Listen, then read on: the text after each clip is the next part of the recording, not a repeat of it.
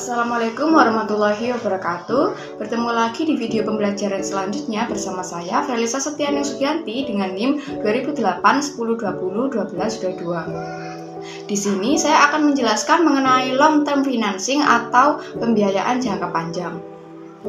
Di sini ada 5 pembahasan yang akan saya bahas, yaitu yang pertama ada definisi dari pembiayaan jangka panjang, yang kedua ada fungsi dan manfaat, yang ketiga ada kelebihan dan kekurangan, yang keempat ada jenis sumber, dan yang kelima ada faktor yang mempengaruhi keputusan.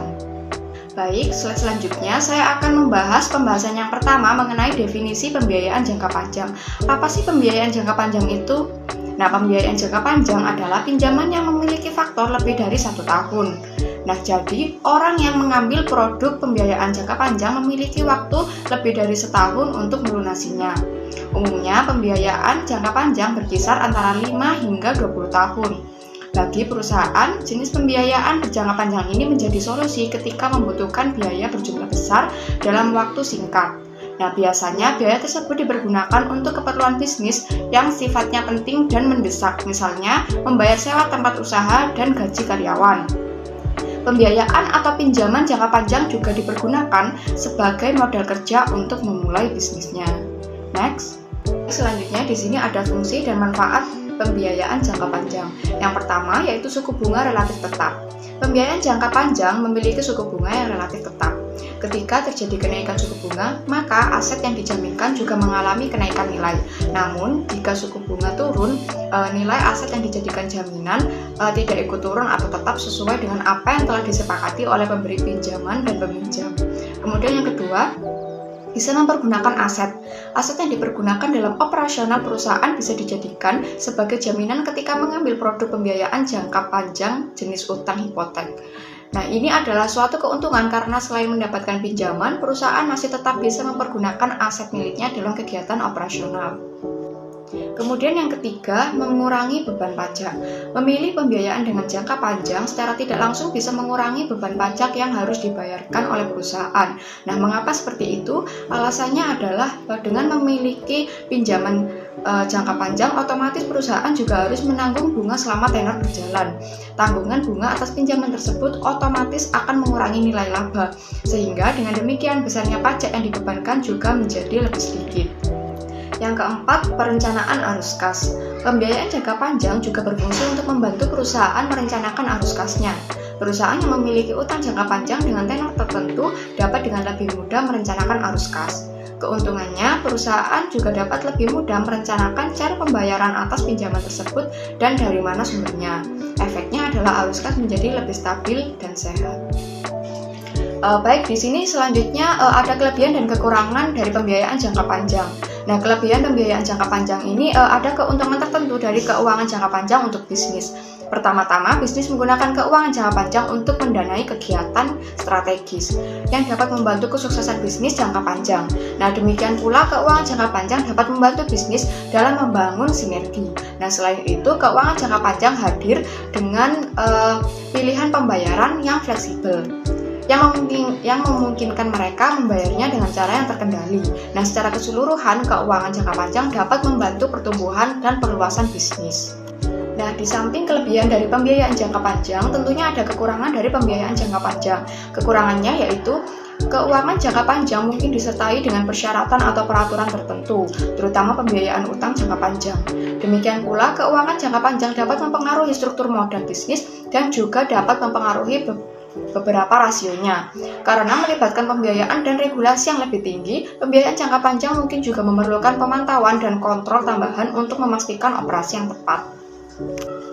Baik, slide selanjutnya saya akan menjelaskan mengenai jenis dan sumber pembiayaan jangka panjang. Yang pertama di sini ada obligasi.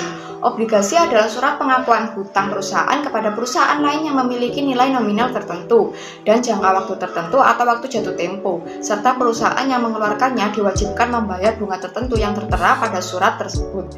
Nah, obligasi merupakan instrumen hutang jangka panjang dengan jatuh tempo akhir lebih dari atau sama dengan 10 tahun. Dalam obligasi tersebut akan tercantum yang pertama nilai pelunasan atau face value, yang kedua jangka waktu pelunasan, yang ketiga bunga yang dibayarkan, dan yang keempat berapa kali dalam 1 tahun bunga tersebut dibayarkan. Yang kedua ada saham preferen. Saham adalah tanda bukti kepemilikan atau penyertaan pemegangnya atas perusahaan transnasional yang mengeluarkan saham tersebut atau emiten. Saham terdiri atas saham biasa dan saham preferen. Saham preferen merupakan pendanaan antara hutang dan saham biasa. Saham juga merupakan bukti pengambilan bagian atau peserta dalam suatu perusahaan yang berbentuk PT atau perseroan terbatas transnasional lainnya. Perusahaan yang berbentuk PT dapat menjual sahamnya kepada masyarakat luas atau masyarakat umum apabila perusahaan transnasional tersebut sudah go publik. Yang ketiga di sini ada saham biasa. Saham ini disebut saham permanen dan dimiliki oleh setiap perusahaan berbasis transnasional dan perusahaan tersebut yang akan menanggung untung ruginya.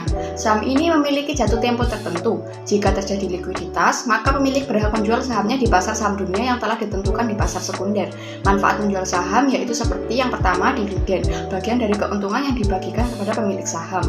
Yang kedua, capital gain, keuntungan yang diperoleh dari selisih positif harga beli dan harga jual saham. Dan yang ketiga, manfaat finansial yaitu mempunyai hak suara dalam aktivitas perusahaan. Yang keempat ada nilai pasar. Nilai pasar per lembar saham merupakan harga yang berlaku sekarang di mana saham diperdagangkan. Bagi saham yang diperdagangkan secara aktif, penetapan harga pasar telah tersedia. Sedangkan bagi saham yang tidak aktif diperdagangkan, harga pasar sulit diperoleh. Untuk itu perlu dilakukan penafsiran informasi harga pasar dengan hati-hati. Nilai pasar per lembar saham biasa merupakan fungsi dividen perusahaan saat ini dan yang diharapkan di masa datang serta risiko saham bagi investor.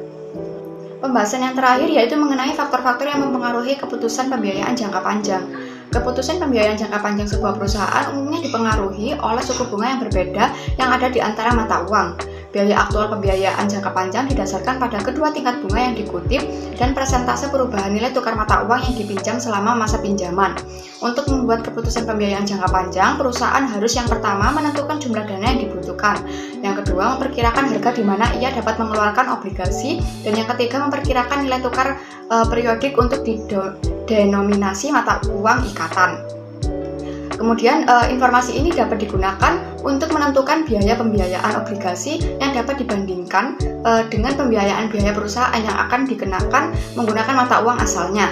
Ketidakpastian biaya keuangan aktual yang harus dikeluarkan dari pembiayaan asing harus diperhitungkan juga. Baik, terima kasih. Kira-kira seperti itu penjelasan yang saya jelaskan mengenai long term financing atau pembiayaan jangka panjang. Kurang lebihnya saya mohon maaf. Semoga video ini dapat bermanfaat bagi semua orang. Terima kasih kepada teman-teman yang sudah menonton video saya. Wassalamualaikum warahmatullahi wabarakatuh.